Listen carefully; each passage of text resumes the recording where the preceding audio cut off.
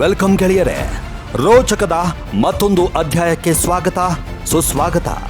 ಗೆಳೆಯರೇ, ಮನುಷ್ಯರು ಸಾವಿನ ಬಳಿಕ ಒಂದು ಸ್ವರ್ಗಕ್ಕೆ ಹೋಗ್ತಾರೆ, ಇಲ್ಲ ಅಂದ್ರೆ ನರಕಕ್ಕೆ ಹೋಗ್ತಾರೆ ಎಂಬ ನಂಬಿಕೆ ಇಲ್ಲಿನ ಬಹುಪಾಲು ಜನರದ್ದು.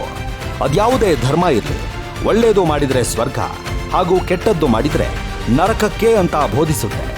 ಈಗ್ಯಾಕೆ ಈ ಸ್ವರ್ಗ ನರಕದ ವಿಷಯ ಅಂದ್ರೆ, ಸ್ವರ್ಗ ಹೂದೋಟದಂತೆ, ನರಕ ಬೆಂಕಿ ಕೆಂಡಗಳಂತೆ ಅಂತ ದೊಡ್ಡವರು ಹೇಳ್ತಾರೆ. ಇವತ್ತಿನ ಈ ಸ್ಟೋರಿಯಲ್ಲಿ ಆ ನರಕಕ್ಕೆ ಹೋಗುವ ಬಾಗಿಲನ್ನ ನಾನು ನಿಮಗೆ ತೋರಿಸ್ತೇನೆ. ಹೌದು ಗೆಳೆಯರೇ, ನರಕದ ಬಾಗಿಲಿರೋದು ಇದೇ ಜಗತ್ತಿನಲ್ಲಿ. ನಂಬೋದಕ್ಕೆ ಸ್ವಲ್ಪ ಕಷ್ಟನೇ, ಆದರೆ ಇದೇನಿದು ವಿಷಯ ಅಂತ ನಿಮಗೂ ಕೂಡ ಕುತೂಹಲ ಇರಬಹುದು. ಹೌದು ಗೆಳೆಯರೇ, ಆ ರೋಚಕ ಸಂಗತಿಯನ್ನ ಎಳೆಯಾಗಿ ನಿಮ್ಮ ಮುಂದೆ ಬಿಚ್ಚಿಡ್ತಿದ್ದೀನಿ. ಆದರೆ ಅದಕ್ಕೂ ಮೊದಲು ನಮ್ಮ ಯೂಟ್ಯೂಬ್ ಚಾನಲನ್ನು ನೀವಿನ್ನೂ ಕೂಡ ಸಬ್ಸ್ಕ್ರೈಬ್ ಆಗಿಲ್ಲ ಅಂದರೆ ಈ ಕೂಡಲೇ ಸಬ್ಸ್ಕ್ರೈಬ್ ಆಗಿ ನಮ್ಮನ್ನ ಬೆಂಬಲಿಸಿ.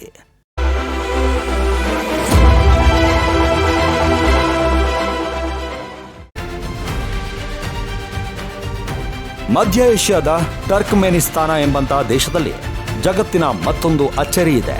ಕಜಕಿಸ್ತಾನ್, ಉಜ್ಬೇಕಿಸ್ತಾನ್, ಆಫ್ಘಾನಿಸ್ತಾನ್ ಹಾಗೂ ಇರಾನ್ ದೇಶಗಳ ಜೊತೆಗೆ 4 ದಿಕ್ಕುಗಳಿಂದಲೂ ಕೂಡ ಗಡಿಯನ್ನು ಹಂಚಿಕೊಂಡು ಈ 4 ದೇಶಗಳ ಮಧ್ಯಭಾಗದಲ್ಲಿರುವ ಒಂದು ಪುಟ್ಟ ದೇಶ ಈ ಟರ್ಕ್ಮೆನಿಸ್ತಾನ್.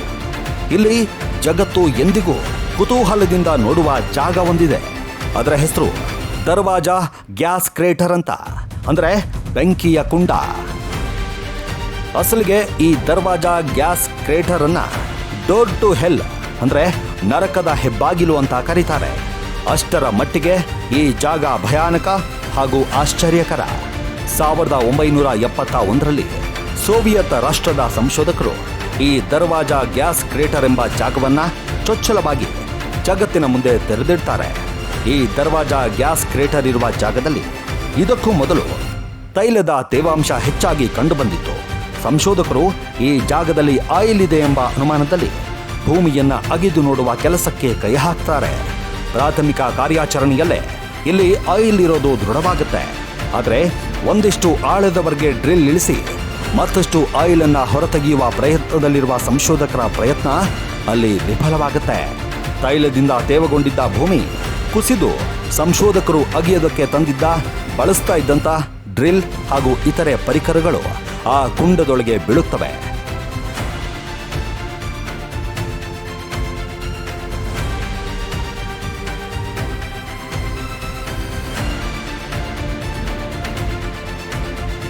ಪರಿಣಾಮ ನೈಸರ್ಗಿಕ ತೈಲ ಹಾಗೂ ಆರ್ಟಿಫಿಷಿಯಲ್ ಫೈರ್ ಒಟ್ಟಾಗಿ ಮಿಥೇನ್ ಎಂಬ ಮತ್ತೊಂದು ಕೆಮಿಕಲ್ ಆಗಿ ಪರಿವರ್ತನೆಗೊಳ್ಳುತ್ತೆ. ಈ ಮಿಥೇನ್ ಎಂಬ ಕೆಮಿಕಲ್ ಮನುಷ್ಯ ದೇಹಕ್ಕೆ ಅತ್ಯಂತ ಅಪಾಯಕಾರಿಯಾಗಿದ್ದು ಈ ದರ್ವಾಜಾ ಗ್ಯಾಸ್ ಕ್ರೇಟರ್ ಸುತ್ತಮುತ್ತ ಹಾರೋದಕ್ಕೆ ಶುರುವಾಗುತ್ತೆ. ಈ ವೇಳೆ ಇಡೀ ಊರೇ ಈ ಕೆಮಿಕಲ್ ಗ್ಯಾಸ್ ಹರಡಿ ಮಾನವ ಮಾರಣ ಹೋಮ ಆಗೋದು ಬೇಡ ಅಂತ ಸಂಶೋಧಕರು ಈ ಕುಂಡಕ್ಕೆ ಬೆಂಕಿ ಹಚ್ಚಿ ಮಿಥೇನ್ ಗ್ಯಾಸ್ ಅನ್ನ ಇಲ್ಲೇ ನಿಷ್ಕ್ರಿಯ ಆಗುವಂತೆ ಮಾಡೋದಕ್ಕೆ ಮುಂದಾಗ್ತಾರೆ. ಆದರೆ ಬೆಂಕಿ ಬೀಳುತ್ತಿದ್ದಂತೆ ಇದು ಜ್ವಾಲಾಮುಖಿಯಂತೆ ಸ್ಫೋಟಗೊಳ್ಳೋಕೆ ಶುರುವಾಗುತ್ತೆ. ಈ ಘಟನೆ ನಡೆದಿರೋದು 1971ರಲ್ಲಿ. ಅದಾಗಿ ಇಂದಿಗೂ ಅಂದ್ರೆ ಸರಿಸುಮಾರು 50 ವರ್ಷಗಳ ಬಳಿಕವೂ ಆ ಕುಂಡದಲ್ಲಿ ಬೆಂಕಿ ಧಗಧಗನೆ ಪ್ರತಿ ಕ್ಷಣ ಹೊತ್ತಿ ಉರಿಯುತ್ತಲೇ ಇದೆ.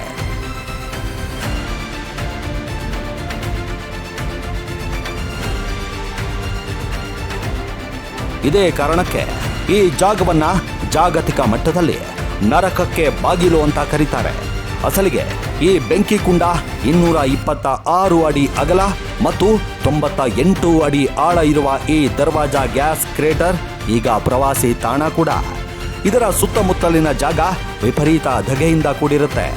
ಆದ್ರೂ ನರಕದ ಬಾಗಿಲನ್ನ ನೋಡೋಕೆ ಲಕ್ಷಾಂತರ ಮಂದಿ ಪ್ರತಿ ವರ್ಷ ಇಲ್ಲಿಗೆ ಹೋಗ್ತಾರೆ.